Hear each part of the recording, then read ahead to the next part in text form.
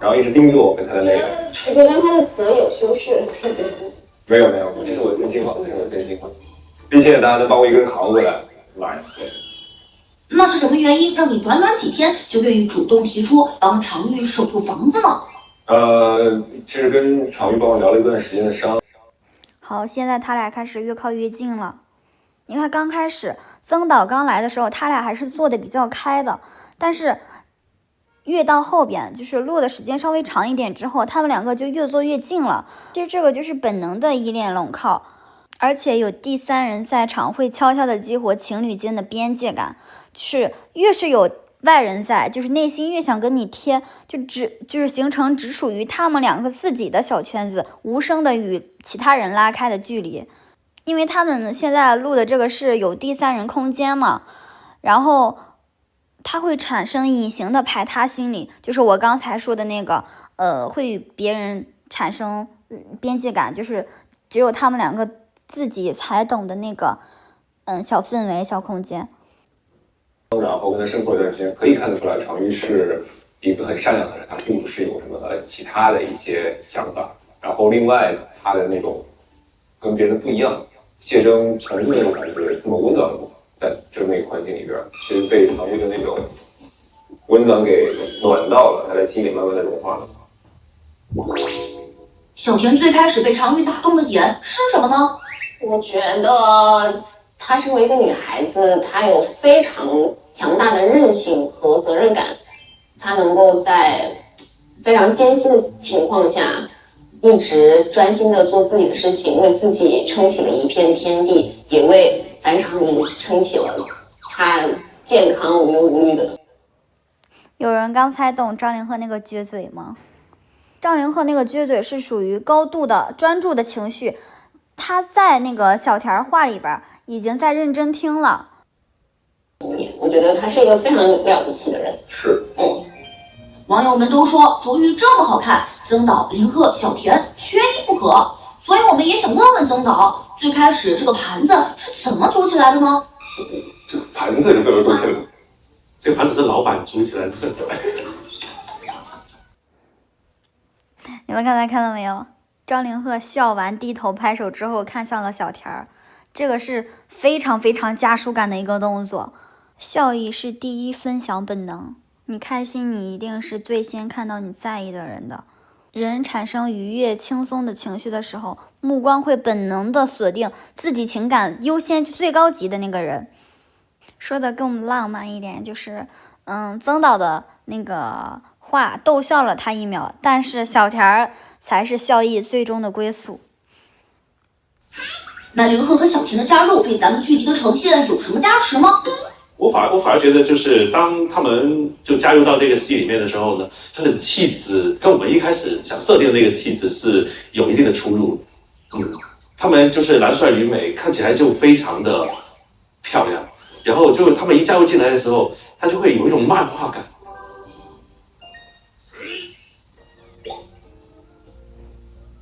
漫画感。天，这个对视好甜啊！这个对视。他俩绝对就是共同被戳中了彼此。哦，原来不止我们自己觉得合拍，别人也都看得出来我们很搭。就这种一眼就懂彼此心里的悸动的时候，才是最甜的时候。而且对于他俩这种起哄式的夸奖，就是对视才是最安全、最私密的回应。由于外界的认可，放大了两个人之间本来就存在的吸引，跟可以说是羁绊吧。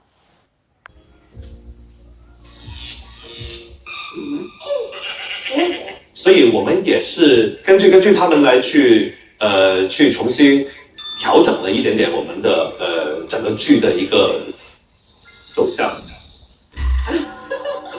干啥？对。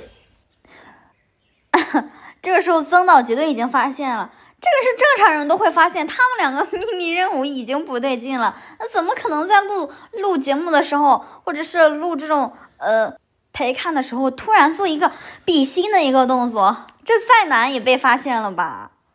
凌赫这一点沉不住气啊！没人理我。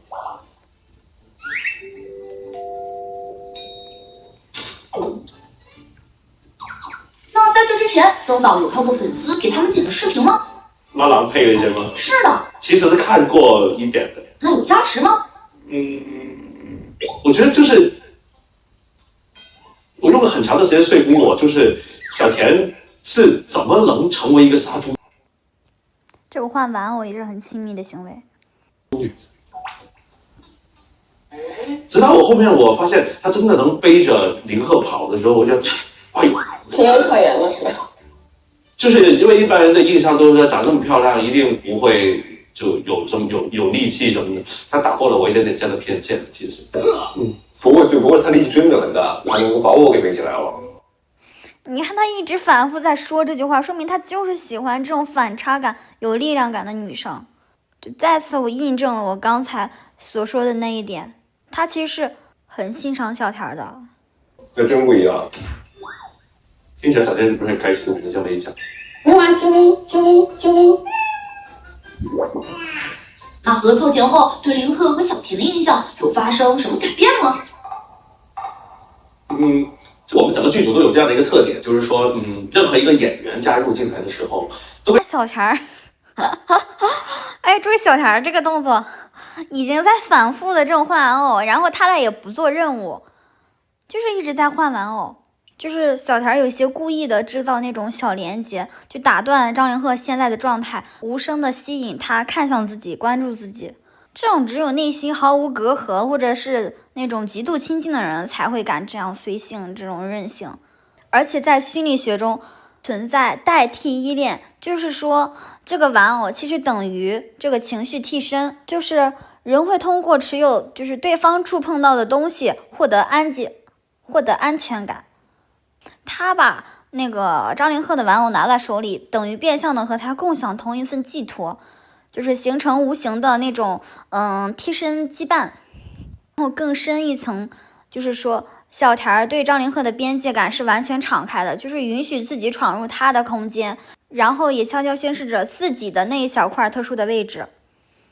我觉得这个换玩偶真的很有说法。都演员老师来的时候，很多时候在相处过程当中，先会去问一下，喜欢吃什么呀？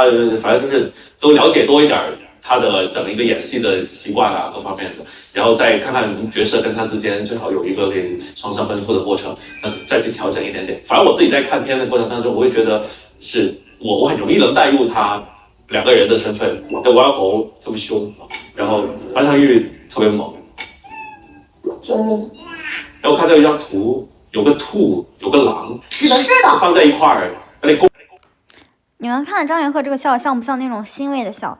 其实就是心里边已经共同认可曾导所说的那个公堂那个。对，是。我就觉得啊，这网友好懂哦，是这感觉啊。刚刚你们两个捣蛋鬼在一边干什么？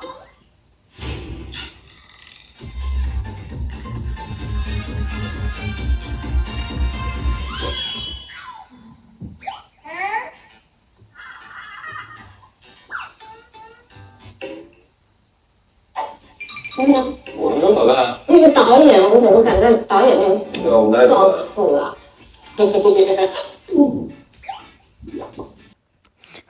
你们以为换玩偶只是误导导演吗？其实不是，就刚才小田自己心里也明白，刚才张凌赫那个幅度大的，就是在那个头上持续了好几秒的那个笔芯，曾导已经看见了。小田其实心里自己也明白，大概率他们就是被发现了。那个换玩偶只不过就是我刚才说的那种很亲密的一种行为，就是跟本身的任务其实形不成任何一种联系。好，那我们接下来一起来看看谢峥和常玉的双 A 时刻吧。好，今天先讲到这里吧，我会多多更新的，谢谢大家的观看。